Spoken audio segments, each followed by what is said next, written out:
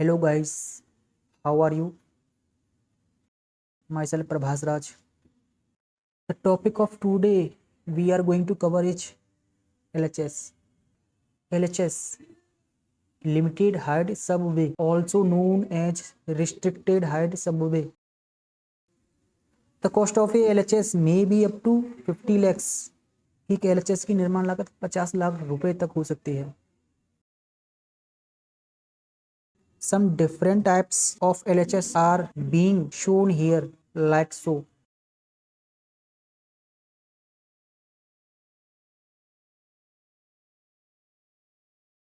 To constitute any underpass, it may have consist of two main methods. किसी भी underpass को बनाने के लिए दो मेथड यूज किए जाते हैं. Number 1 cutting method, number 2 pushing method. When the cutting method is adopted, it is used for two different situations. जब कटिंग मेथड का यूज किया जाता है या इसको अपनाते हैं तो इसकी दो सिचुएशंस होती है, परिस्थितियां होती हैं, कौन सा विधि इसमें से यूज की जाए. Which method of the two the LHS is got built by it is totally up to administration. इन दोनों मेथड्स में से किस मेथड के द्वारा LHS बनवाया जाएगा ये पूरी तरह से प्रशासन तय करेगा. The first one is cut and cover method. This method is adopted when the whole work is to be done in one go. यह मेथड तब अपनाया जाता है जब पूरा निर्माण कार्य एक बार में ही कंप्लीट किया जाना हो. Second one is cut and cover method using with RH girder. It is completed in two steps. This is called the segment. In this method, from cutting of formation to installation of segments is to be finished within 6 hours. इस विधि में formation की कटाई से लेकर इन segment का installation का पूरा कार्य 6 घंटों के अंदर किया जाना होता है. Cut and cover method using with RH girder. It is completed in two steps. In first step, the RH girder is fixed, which is completed within 2 hours. इस विधि में जो पहला स्टेप होता है इसमें RH गर्डर को फिक्स किया जाता है. इस RH गर्डर का फिक्सेशन 2 घंटे के अंदर हो जाना चाहिए. Meanwhile, the cutting of formation is started. इसी दौरान जब ये RH गर्डर फिक्स हो जाता है इसके बाद ही फॉर्मेशन की कटाई स्टार्ट कर देते हैं. When it is finished, the second steps takes place. जब फॉर्मेशन कटाई वाला कार्य पूरा हो जाता है तब दूसरा चरण अपनाया जाता है. In this step, the segments are to be installed. Also, it should be done within 4 hours. इसमें segments का इंस्टॉलेशन करना होता है और यह भी 4 घंटे के अंदर कंप्लीट हो जाना चाहिए. Approximately 6 hours are taken by both methods. Is only for single track. For multiple track, the time limit will be the more. इन दोनों विधियों के कंप्लीट होने में लगभग 6 घंटे लगते हैं जो केवल सिंगल ट्रैक के लिए मान्य हैं. The speed of every going train is reduced to 30 km per hour. इस समय चलने वाली सभी ट्रेन्स की गति सीमा 30 किलोमीटर तक सीमित कर दी जाती है. Normally, the cutting of formation is kept 5.7 meter from top of the rail. Formation की कटाई टॉप से 5.7 मीटर तक की जाती है. For safety purpose and ease of doing as well, instead of hand, the segments can be fixed at its exact position by TSLV, trailer based segment launching vehicle. जब segments को crane के द्वारा fix किया जाता है तो ये अपनी एग्जैक्ट पोजीशन नहीं बैठ पाते तो इनको हाथों के द्वारा इसकी एग्जैक्ट पोजीशन में बिठाया जाता है जिसमें खतरा बना रहता है. तो इसी को ओवरकम करने के लिए TSLV का यूज़ किया जाता है. यह एक प्रकार की मशीन है जो सेगमेंट्स को इसकी एग्जैक्ट पोजीशन पर बिठा देती है और समय भी कम लगता है, कार्य करने में भी आसानी होती है, इसीलिए इसका भी यूज़ किया जाता है. चलिए ये ओवरव्यू बहुत हुआ, अब थोड़ा इसको डिटेल्ड में देखते हैं. ये है सेगमेंट, ये है उसकी हाइट 5.6 मीटर, ये है इसकी विड्थ 6.1 मीटर, ये सेगमेंट की थिकनेस है 55 सेंटीमीटर और ये इस सेगमेंट की विड्थ है 1.53 meter. According to need every dimension could be change except this width. This is why I have shown it by capital letter. इसको एक जगह से दूसरी जगह रखने के लिए इसके ऊपर ही 4 हुक दे दिए जाते हैं. ये वाइल कास्टिंग होते हैं, जब आप कास्ट कर रहे हो इसको, ये तभी निकाल दिए जाते हैं चारों, पर मैंने केवल इसी सेगमेंट में इसको दिखाया है। इसके पिट ये होता है फॉर्मेशन विड्थ, जब आप इसको फ्रंट से देखोगे। इसके ऊपर ही होता है बेलास्ट, जिसकी थिकनेस 30 सेंटीमीटर मिनिमम होनी चाहिए। इसके ऊपर ही होते हैं स्लीपर्स, इसके ऊपर होता है रेल। ये तो हुआ इसका क्रॉस सेक्शन है, आप इसको फ्रंट से देखोगे, लेकिन आप इसको जब साइड से देखोगे तो ये फॉर्मेशन हो ये इस टाइप की दिखेगी। आप इसको इस साइड से देख रहे हो तो ये नीचे आके इस साइड से दिखेगी। ऐसे बेलास्ट, ऐसे ही स्लीपर्स, इसको आप आगे से देखोगे ऐसा दिखेगा ये।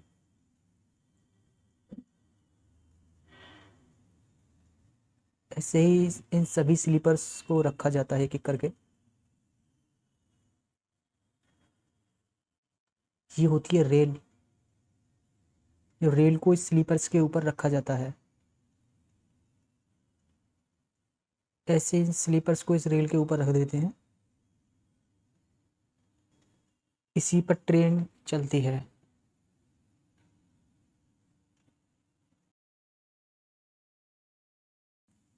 अब इसी ट्रैक के नीचे हमें एक LHS बनाना है। सबसे पहले ट्रैक को काट लिया जाता है, ये करीब 22 मीटर का होता है एक पीस, इसको काट के अलग कर दिया जाता है। अब 2 क्रिब लेते हैं, क्रिब को इस तरह से लगा दिया जाता है। इसके ऊपर एक RH गर्डर होता है, उसको रख दिया जाता है, और इसी RH गर्डर के ऊपर अलग से लाई हुई एक रेल को रख दिया जाता है। ये सारा अरेंजमेंट फिक्स रहता है। क्या होता है इसकी डायमेंशन हम आगे देखने वाले हैं। ये सब रेल के पास होता है, रेल का ही प्रॉपर्टी है। जो LHS बनाते समय इसको ठेकेदार को दे दिया जाता है। इसी पर ट्रेन चलती है फ़िलहाल, ये टेम्परेरी अरेंजमेंट होता है। कट एंड कवर का RH गर्डर वाला मेथड यही है। अगर हमें केवल पहला वाला यूज करना हो तो हम इस RH गर्डर को नहीं देते, बस इन दोनों में बेसिक डिफरेंस यही होता है। इसके बाद नेक्स्ट स्टेप रेडी किया जाता है, फॉर्मेशन की कटाई।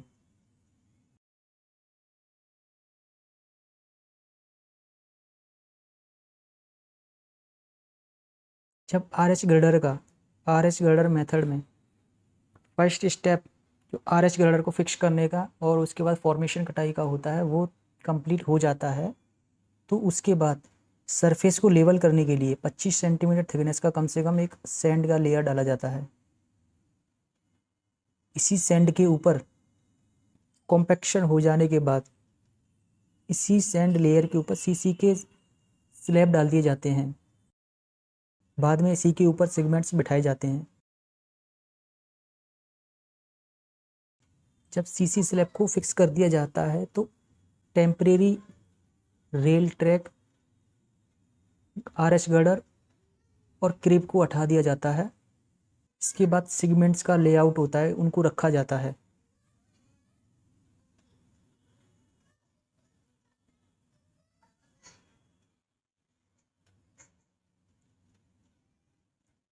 ये कुछ स्टेप से होता है। जैसे आपके पास आपने सभी CC ब्लॉक्स रख दिए तो इनके जॉइंट पर सेगमेंट्स को रखा जाता है इस तरह से। कुछ जैसे 2 CC स्लैब हैं तो इनके जॉइंट पर एक सेगमेंट रख दिया जाएगा। अगर आपको नेक्स्ट सेगमेंट रखना है तो उसके पहले एक स्लैब रखनी पड़ेगी आपको। अब इसके जॉइंट पर फिर सेगमेंट को रख देते हैं, फिर नेक्स्ट रखने के लिए आपको एक स्लैब, इसके जॉइंट पर आपको एक जॉइंट पर सेगमेंट रख दिया जाता है। इस तरह से हम पहले स्लैब्स को डाल देते हैं। एक सेगमेंट 2 स्लैब की जॉइंट पर रखा जाएगा। जब सेगमेंट का इंस्टॉलेशन और बैक फिलिंग अच्छे से हो जाती है तो इस सेगमेंट के ऊपर सेगमेंट की जॉइंट पर एपॉक्सी ग्राउटिंग कर दी जाती है। एपॉक्सी ग्राउटिंग हो जाने के बाद इसमें कम से कम 15 सेंटीमीटर एक ब्लैंकेट डाल दिया जाता है। ये क्या होता है हम आगे देखने वाले हैं। ब्लैंकेट डालने के बाद ब्लैंकेट लेयर कंप्लीट हो जाती है तो उसके बाद इस पर बेलास्ट डाल दिए जाते हैं और फिर ट्रैक को ढक दिया जाता है।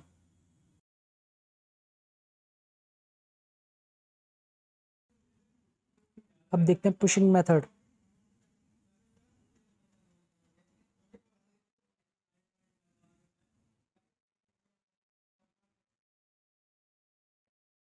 यह method cut and cover method से टोटली डिफरेंट है। इसमें रेल ट्रैक को काटा नहीं जाता, इसमें सेगमेंट को फॉर्मेशन में पुश कर दिया जाता है। पुश करने के बाद इसके अंदर वाली सॉइल को रिमूव कर दिया जाता है, फिर इसको पुश कर दिया जाता है, सॉइल को रिमूव कर दिया जाता है, फिर पुश करते हैं, सॉइल को रिमूव कर दिए जाते हैं। यह तब तक किया जाता है तब तक सेगमेंट अंतिम सिरे तक ना पहुंच पाए। इस तरह से सभी सेगमेंट को एक के बाद एक अंदर पुश कर दिया जाता है। यह कुछ इस तरह से होता है। फॉर्मेशन में सेगमेंट को पुश किया जाता है।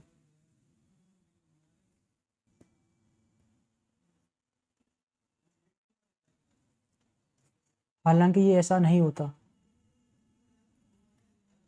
ना ही पुशिंग मेथड में ये वाले सेगमेंट यूज किए जाते हैं। ये तो केवल मैं एक ओवरव्यू दे रहा हूँ आपको कैसे होता है। पुशिंग मेथड थोड़ा डिफरेंट है, इसमें बहुत सारे हाइड्रोलिक प्रेशर की ज़रूरत पड़ती है और सेगमेंट इस तरह का भी नहीं होता, उसका सेगमेंट आगे से नुकीला होता है। शू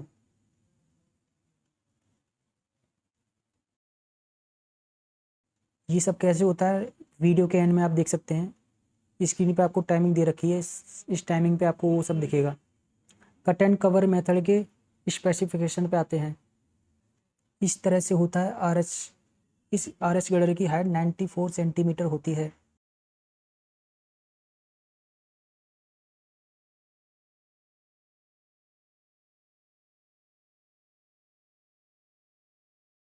ये आरएच गर्डर का इंस्टॉलेशन है। ये इसका क्रॉस सेक्शन ये होता कैसे है। सबसे पहले रेल और स्लीपर होता है। इसकी टोटल थिकनेस 38 सेंटीमीटर है। इसके बाद आरएच गर्डर होता है। इसको ऐसे जॉइंट इससे जॉइंट किया जाता है, ये जॉइंट ही होता है। इसकी इसकी हाइट 94 सेंटीमीटर होती है। इसके बाद बियरिंग्स होती हैं, ये रबड़ के टुकड़े होते हैं। इसकी थिकनेस 5 सेंटीमीटर होती है। इसके बाद क्रिब होता है, इसकी हाइट 61.5 सेंटीमीटर होती है। यह क्रिब सीसी का बना होता है। ये इसका एलिवेशन है। सबसे ऊपर रेल, इसके बाद रबड़ पैड 10 mm, उसके बाद स्लीपर 173 mm, इसके बाद फिर 25 mm की रबड़, इसके बाद आरएच गर्डर 94 सेंटीमीटर, इसके नीचे बियरिंग 50 mm, इसके बाद क्रिब दिया जाता है। इस क्रिब की हाइट 61.5 सेंटीमीटर होती है। कटिंग क्रिब के इनर फेस से 30 सेंटीमीटर छोड़ के की जाती है। यह रेल की टॉप से 5.7 मीटर की जाती है। ये इसका क्रॉस सेक्शन था, ये एलिवेशन इस तरह से है। ये इसके सारे स्पेसिफिकेशन दे रखे हैं। ये क्रिब की जो कटिंग की जाएगी 1.5 से लेके 2-in-1 में की जाएगी। 2-in-1, 1.5 से लेके 2-in-1 में की जाएगी। क्रिब के इनर फेस से 30 सेंटीमीटर छोड़ के हम ये कटिंग करते हैं ताकि क्रिब की सेफ्टी इंश्योर रहे। ये क्रिब 3 मीटर, ये होता है इसका क्रॉस सेक्शन में 2.88 मीटर होती है क्रिब।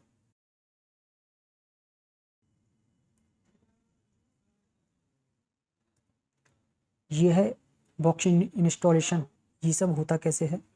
फॉर्मेशन की कटाई का 20 सेंटीमीटर थिकनेस में सैंड की लेयर डाली जाएगी। इस सैंड की लेयर के ऊपर ही आरसीसी की स्लैब डाली जाएगी जिसकी थिकनेस 25 सेंटीमीटर होगी। इस स्लैब की संख्या सेगमेंट की संख्या से एक अधिक होगी। 2 स्लैब के जॉइंट पर एक सेगमेंट को ऊपर प्लेस कर दिया जाता है। इसकी हाइट 5.6 मीटर होती है। इसके ऊपर 15 सेंटीमीटर का ब्लैंकेट डाला जाएगा। इसके ऊपर 30 सेंटीमीटर का बेलास्ट डाला जाएगा। इसी के ऊपर 24 सेंटीमीटर थिकनेस के स्लीपर्स होते हैं। इसी के ऊपर रेल प्लेस कर दी जाती है जिसकी थिकनेस 15 सेंटीमीटर होती है। इसीलिए यहाँ से यहाँ तक थिकनेस 84 सेंटीमीटर होती है। यहाँ से यहाँ तक की थिकनेस 5.65 मीटर होती है। ये आर एस गडर, इसकी थिकनेस होती है 94 सेंटीमीटर।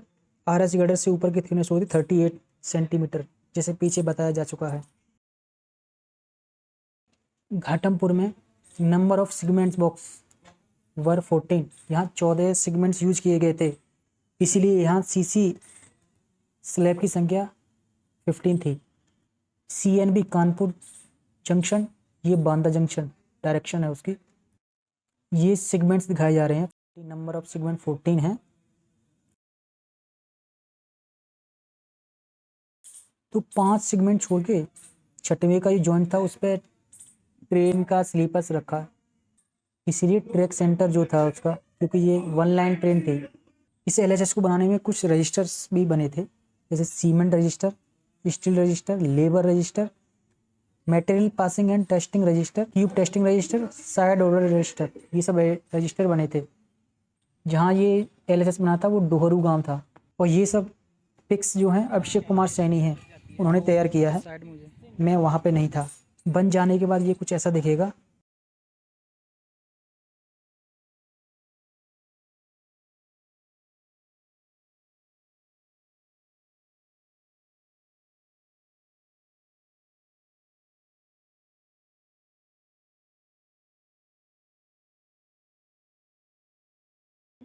ये मुरैना गया था, वहाँ का एक इस तरह का LHS होता है। ये LHS दे रखा है।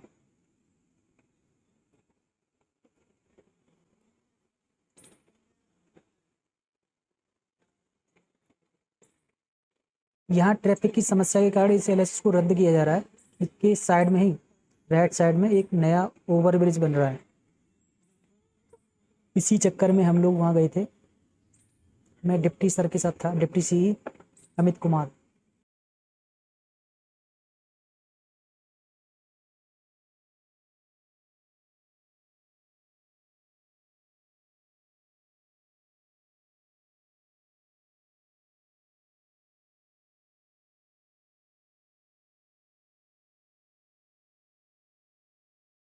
पुश मेथड का जो सेगमेंट होता है वो पूरा का पूरा स्ट्रक्चर होता है, वो पीस में ना होकर पूरा खुद में ही स्ट्रक्चर होता है।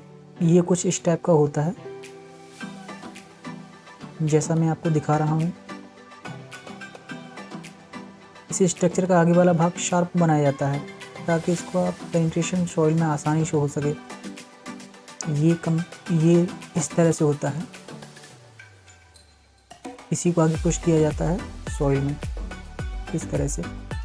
अब ये हमने एक फॉर्मेशन बनाया जिसमें इस स्ट्रक्चर को इसमें पुश करते जाते हैं, कुछ इस तरह से पुश करते जाते हैं, मिट्टी निकालते जाते हैं, पुश करते जाते हैं, मिट्टी निकालते जाते हैं। इसको पुश करने के लिए बहुत हाइड्रोलिक प्रेशर की ज़रूरत पड़ती है। इसको पुश कर दिया जाता है, आगे पुश करते जाते हैं ये स्ट्रक्चर को, इसीलिए ये आगे शार्प बनाया जाता है ताकि आसानी से इसको पेनिट्रेट करवाया जा सके। बस इसी को इसमें पेनिट्रेट करवाते हैं इस तरह से, इसीलिए इसको पुश मेथड कहा जाता है। इसमें ट्रैक को काटने की आवश्यकता नहीं होती, केवल पुश करते जाते हैं, दैट्स इट।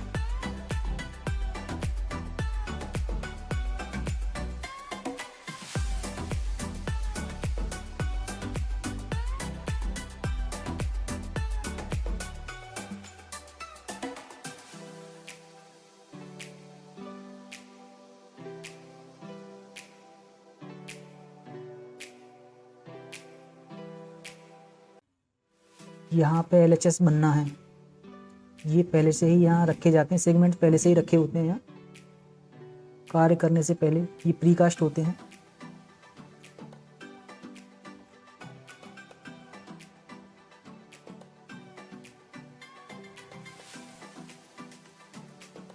ये है क्रिब,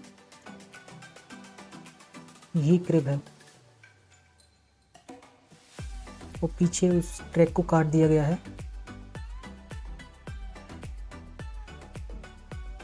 ट्रैक को काट के उसका बैलास्ट हटा के थोड़ा खुदाई करके इस क्रिब को थोड़ा जैसा पीछे बताया जा चुका है, फॉर्मेशन के टॉप से इस क्रिब को 1.24 मीटर नीचे प्लेस किया जाता है, क्योंकि गर्डर और ट्रैक की विड्थ 124 थी।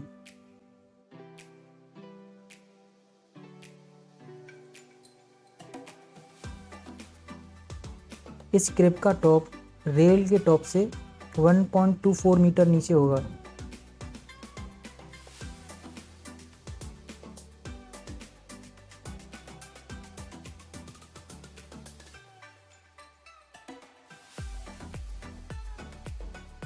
डायमेंशन का सबसे ज़्यादा ध्यान दिया जाता है,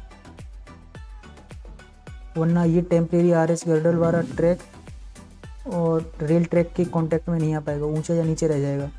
इसको एक जैसा होना ज़रूरी है, दोनों का कांटेक्ट एक जैसा रहे। इसलिए क्रिब का जो टॉप होता है वो इस रेल के टॉप से 1.24 मीटर नीचे हो, तभी इसकी ऊंचाई एक जैसी होगी।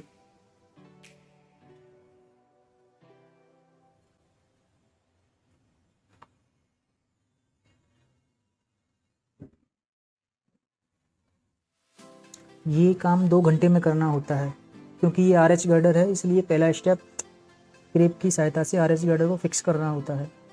अगर ये आरएच मेथड नहीं होता तो यहाँ आरएच गर्डर को रखने की ज़रूरत नहीं थी, सीधा खुदाई करते।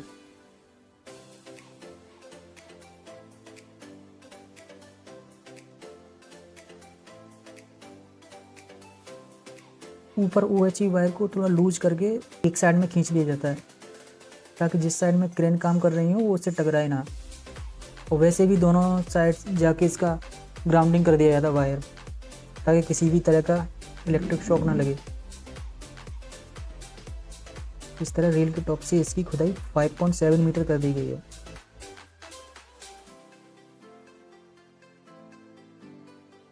सैंड डाल के सीसी का जो स्लैब था उनको प्लेस किया जा रहा है। इस सीसी स्लैब की थिकनेस 25 मीटर है। ये काम देखिए जो हाथों से किया जा रहा है ना, ये जोखिम भरा काम है। ये हाथों से ना होकर जब TSLV ऊपर से किया जाता है, जैसे ये मशीन काम कर रही है, इसकी जगह पे TSLV मशीन आती है, अगर उसको यूज़ किया जाता है तो ये काम हाथ से नहीं किया जाता, सीधा मशीन से किया जाता है।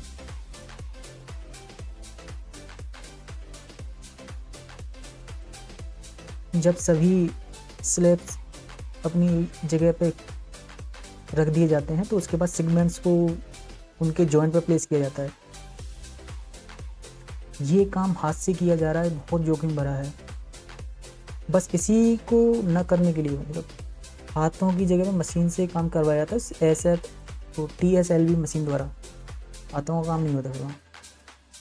जहाँ जहाँ ये सेगमेंट्स रख दिए जाते हैं वहाँ बैक फिलिंग कर दी जाती है, साथ ही साथ बैक फिलिंग करते जाते हैं, क्योंकि हमें यहाँ सेगमेंट्स रखना है, इसलिए RS गर्डर को हटा देते हैं। इसलिए RS गर्डर हटाया जा रहा है यहाँ से। ये सेकंड प्रोसेस चल रही है सेगमेंट्स को प्लेस करने की। अगर ये RS गर्डर मेथड नहीं होता तो अब जो हो रहा है वो पिछली वाली जो मेथड है, दोनों एक जैसे ही होते हैं। इसको 2 स्टेप में किया जाता है, उसको एक स्टेप में किया जाता है, क्योंकि उसमें RH गर्डर होता है उसको नहीं रखा जाता। अब इस क्रिब को भी हटाया जा रहा है।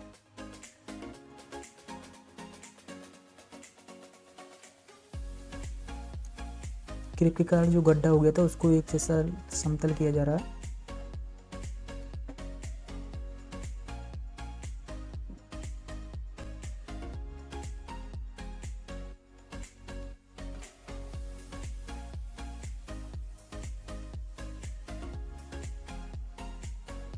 हाथों की जगह जो मशीन यूज की जाती है वही TSLV है, जैसा मैं पहले बता चुका हूँ। बस उसका काम केवल स्लीपर्स को अच्छी जगह, इन सेगमेंट्स को, बस TSLV का काम स्लीपर्स को उनकी अच्छी जगह पे प्लेस करना है। एपॉक्सी ग्राउटिंग हो जाने के बाद इस पर पुट्टी करके उनको दरारों को भर दिया जाता है। ये है ब्लैंकेट। इस ब्लैंकेट में इस बार मिट्टी डाल दी जा रही है जो 15 सेंटीमीटर होनी चाहिए, वो थिकनेस गेन करने के लिए होता है। इसी के ऊपर बेलास्ट डाल दी जा रही है। ये बेलास्ट नए होते हैं इस बार, पुराने वाले यूज नहीं किए जाते। बेलास्ट डालने के बाद जब थिकनेस गेन हो जाती है तो पुराने वाले ट्रैक को इसके ऊपर बिछा दिया जाता है। बाद में फिश वोल्ट, तो उसके बाद इसमें वेल्डिंग करती है, परमानेंटली इसको जॉइंट कर दिया जाता है। इस तरह सेकंड स्टेप कंप्लीट होता है RS गर्डर विधि का।